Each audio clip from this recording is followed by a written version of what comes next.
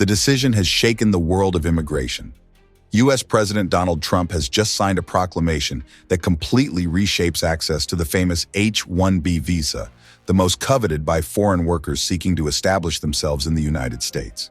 From now on, companies wishing to bring in a foreign employee under this program will have to pay an annual fee of $100,000.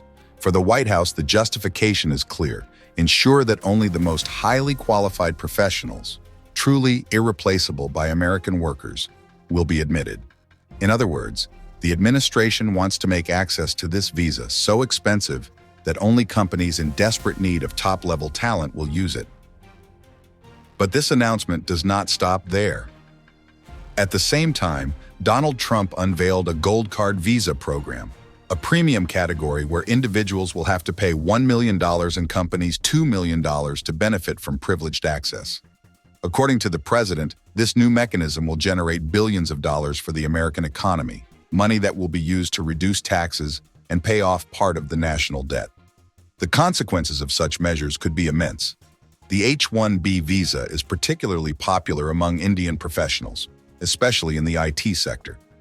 Nearly 70% of beneficiaries of this program are Indians. With this fee increase, thousands of talents risk being excluded, and American companies could be forced to look elsewhere for their workforce: Canada, Europe, or simply offshore teams in India. Beyond the economic question, the decision could also strain diplomatic relations. At a time when trade tensions between Washington and New Delhi are already high, this measure, perceived as directly targeting Indian workers, is seen as an additional provocation.